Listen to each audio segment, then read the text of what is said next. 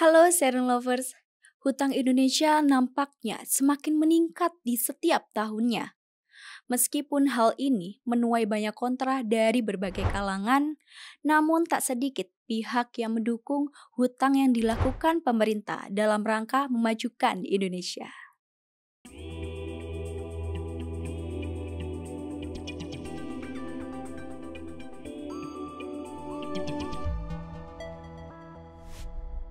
Pemerintahan Joko Widodo telah berhasil mencatatkan periodenya dalam sejarah sebagai rezim dengan hutang tertinggi yang mencapai 7.879 triliun rupiah per Maret 2023. Jumlah tersebut naik 3,2 kali lipat dari awal memerintah pada tahun 2014.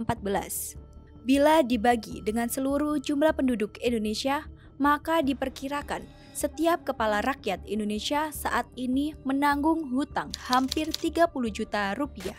Tingginya jumlah hutang tersebut salah satunya dipicu oleh pandemi COVID-19 yang dampaknya juga turut dirasakan oleh seluruh negara di dunia.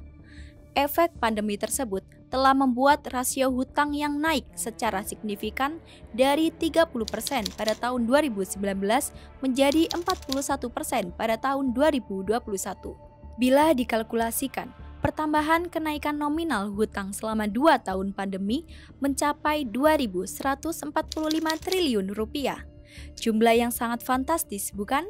Selain pandemi, peningkatan nilai hutang tersebut juga disebabkan oleh gencarnya pembangunan proyek infrastruktur yang bernilai ribuan triliun rupiah. Dari pembangunan infrastruktur tersebut, sekitar 35% dibiayai oleh negara, sementara sisanya menggunakan dana dari investor.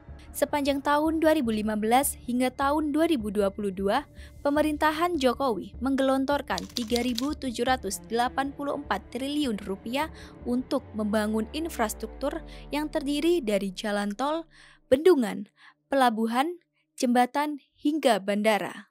Dalam pembangunan infrastruktur tersebut, tampaknya banyak pihak yang kontra dengan pemerintah. Pasalnya, pembangunan infrastruktur tersebut menimbulkan bengkaknya hutang negara. Meski menelan anggaran yang sangat banyak, namun pembangunan berbagai macam infrastruktur tersebut nyatanya banyak yang berdampak positif bagi masyarakat.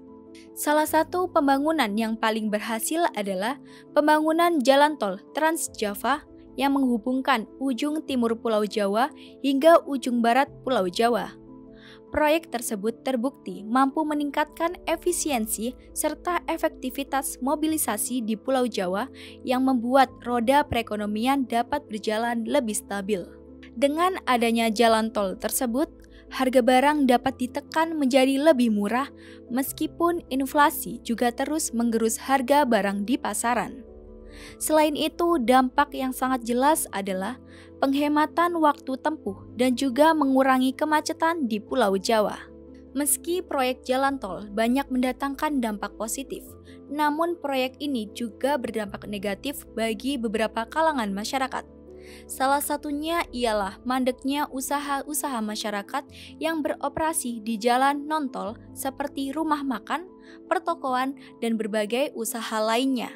Kondisi tersebut diperparah dengan minimnya pembangunan jalan non-tol di era Jokowi yang kalah dengan pemerintahan SBY yang membangun lebih banyak jalan non-tol seperti jalan nasional, jalan provinsi, dan jalan kabupaten atau kota. Dalam kurun waktu 8 tahun, pemerintahan Jokowi mampu membangun jalan tol sepanjang 1.697 km.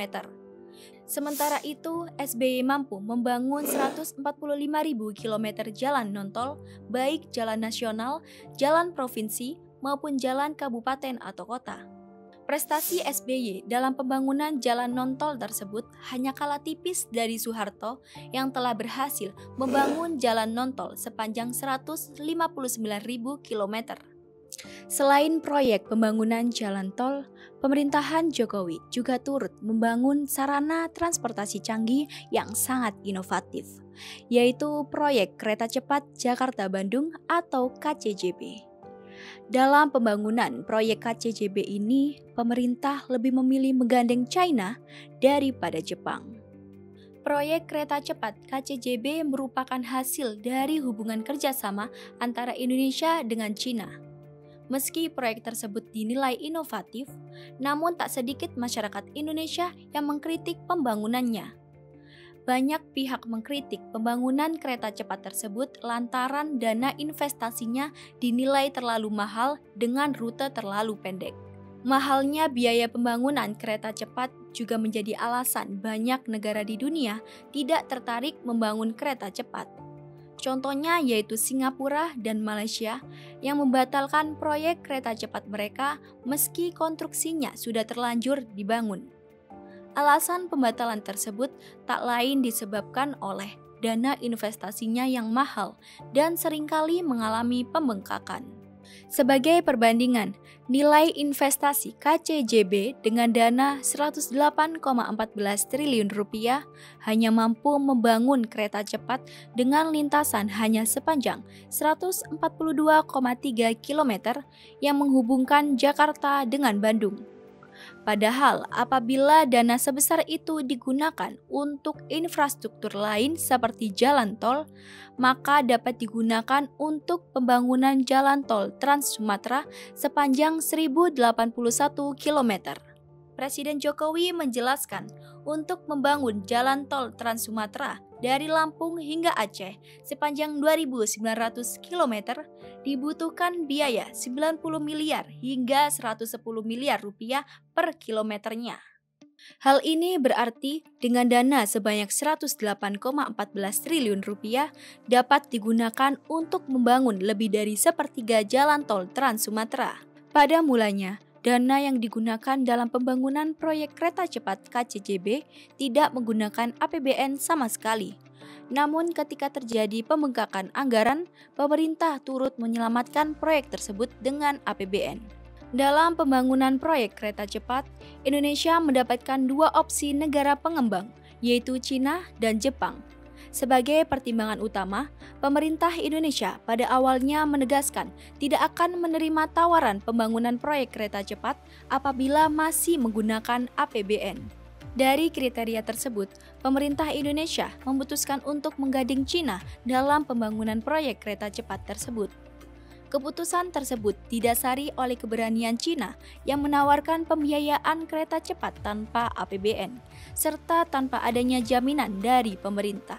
Karena pembangunannya tanpa APBN, Jokowi menyerahkan pembangunan proyek kereta cepat tersebut kepada BUMN atau swasta untuk dikelola secara bisnis to bisnis.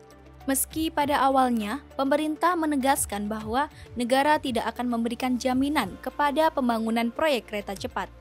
Namun ketika pembangunan telah mencapai lebih dari separuhnya, pemerintah malah turut mendanai proyek tersebut melalui APBN dikarenakan pembengkakan dana yang terjadi. Selain itu, pembangunan Ibu Kota Nusantara atau IKN menjadi salah satu proyek yang tak kalah penting selama pemerintahan Jokowi. Meski proyek IKN direalisasikan oleh Presiden Jokowi, namun sejatinya proyek tersebut telah digagas sejak pemerintahan Soekarno pada tahun 1957. Proyek ini merupakan proyek jangka panjang yang sangat banyak menuai kontroversi. Bahkan proyek tersebut terus menjadi perbincangan panas ketika pemilu 2024. Proyek pembangunan IKN ini merupakan proyek jangka panjang yang memiliki 5 tahap pembangunan. Tahap pembangunan pertama dimulai pada tahun 2022 dan proyek ini diproyeksikan selesai ketika telah mencapai tahap kelima pada tahun 2045. Diperkirakan pembangunan proyek IKN ini akan membutuhkan dana sebesar 466 triliun rupiah dengan 3 sumber pendanaan. 3 sumber pendanaan itu berasal dari APBN sebanyak 90,4 triliun rupiah, badan usaha atau swasta yang sebanyak 123,2 triliun rupiah, dan KPBU sebanyak 252,5 triliun rupiah. Dari total seluruh pendanaan tersebut, proporsi penggunaan APBN hanya mencapai sekitar 20% saja. Meski nilainya cukup besar, namun Ketua Badan Anggaran DPR RI, Said Abdullah, menyatakan bahwa hingga tahun 2024, penggunaan APBN untuk pembangunan IKN direncanakan akan menembus 75,4 triliun atau 16,1% dari total anggaran. Meskipun penggunaan dana APBN hampir mencapai ambang batas maksimum, namun pemerintah masih kesulitan dalam meyakinkan para investor untuk menanamkan modalnya di IKN. Bahkan pemerintah turut menggandeng influencer untuk memperkenalkan IKN kepada publik. Bila dihitung, pemerintah telah menggelontorkan dana APBN sebanyak 16,1% dari total 20%, yang artinya dana APBN untuk pembangunan IKN hanya tersisa sekitar 3,9% saja. Hal ini berarti anggaran APBN tersisa sangat sedikit, mengingat proyek tersebut masih harus berjalan selama 21 tahun lagi. Meski demikian, pemerintah tampaknya akan terus menggarap proyek IKN tersebut hingga tuntas. Dalam upaya pembangunan proyek jangka panjang yang berkelanjutan tersebut, pemerintah menerbitkan Peraturan Pemerintah Republik Indonesia atau PP Nomor 17 Tahun 2022 tentang pendanaan dan pengelolaan anggaran dalam rangka persiapan, pembangunan, dan pemindahan ibu kota negara, serta penyelenggaraan pemerintah daerah khusus ibu kota Nusantara. Terlepas dari banyaknya kontroversi mengenai hutang Indonesia, ada hal yang harus difokuskan kita semua, yaitu terkait bagaimana pelunasan hutang negara ini. Apalagi beban bunga yang ditanggung pemerintah juga tak kalah banyak dari hutang pokoknya. Menurut CNBC, saat ini pemerintah perlu menggelontorkan dana sebanyak 900 triliun rupiah setiap tahunnya untuk membayar hutang dan bunga, dengan rincian 500 triliun rupiah untuk pokok cicilan hutang dan 400 triliun rupiah untuk membayar bunga hutang. Jumlah tersebut hampir separuh dari total penerimaan pajak yang ditargetkan mencapai 2021 triliun rupiah pada tahun 2023. Problem tingginya hutang juga dipicu oleh mahalnya bunga hutang yang tidak sepadan dengan tingkat imbal hasil yang diberikan pemerintah kepada investor surat utang negara atau SUN. Sebagai acuan, untuk SUN berjatuh tempo 10 tahun, memiliki imbal hasil mencapai sekitar 6 hingga 7%, yang menjadikannya sebagai salah satu tertinggi di Asia, sekaligus menempati posisi ke-7 tertinggi di dunia. Imbal hasil yang harus dibayar pemerintah Indonesia tersebut jauh lebih tinggi dibandingkan negara-negara tetangga dengan masa tempo yang sama, seperti Jepang 1%, Thailand 2 hingga 3%, Singapura 3 hingga 4%, dan Malaysia 4 hingga 5%. Meski demikian, tingginya nilai hutang Indonesia masih dapat diimbangi dengan pertumbuhan PDB yang terus meningkat di setiap tahunnya. Pertumbuhan PDB tersebut membuat pemerintah Indonesia dapat optimis dalam melakukan pelunasan hutang tersebut. Sebagai perbandingan, PDB per kapita pada tahun 2021 mencapai 4.334 US dollar, yang kemudian meningkat pada tahun 2022 menjadi 4.788 US dollar.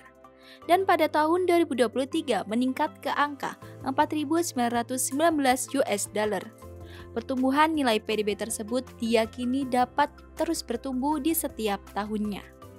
Upaya pemerintah dalam melunasi hutang negara pastinya terus dilakukan. Pelunasan tersebut tentunya berasal dari dana APBN yang sebagian besar didapatkan dari pajak. Menariknya, meskipun hutang Indonesia sangat banyak, namun jumlah tersebut masih tergolong kecil bila dibandingkan negara Asia Tenggara lainnya.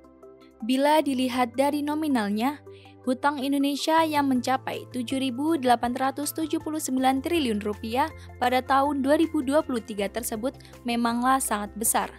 Namun bila dihitung berdasarkan rasio PDB, maka jumlah tersebut tergolong sangat kecil bila dibandingkan negara lainnya. Pada umumnya, rasio hutang terhadap PDB negara di ASEAN rata-rata ada di angka 60%. Merujuk dari International Monetary Fund atau IMF, Secara umum, hutang negara Asia Tenggara pada tahun 2023 terhadap PDB berada di angka 63,9%. Berdasarkan data IMF pada tahun 2023 menunjukkan bahwa Singapura memiliki rasio hutang tertinggi terhadap PDB sebesar 167,9%. Sementara itu, Brunei Darussalam menjadi negara dengan rasio hutang terendah terhadap PDB yaitu sebesar 2,3%. Indonesia sendiri menduduki peringkat kelima se-Asia Tenggara dengan rasio hutang terendah terhadap PDB yang hanya sebesar 39%. Meski demikian, di tengah meningkatnya jumlah hutang negara, ajaibnya rasio hutang terhadap PDB mengalami penurunan dari yang semula 39% menjadi 38,75%. Hal ini menunjukkan bahwa pertumbuhan PDB per kapita di Indonesia dapat melampaui jumlah hutang negara kita, sehingga diproyeksikan dapat melunasi hutang negara.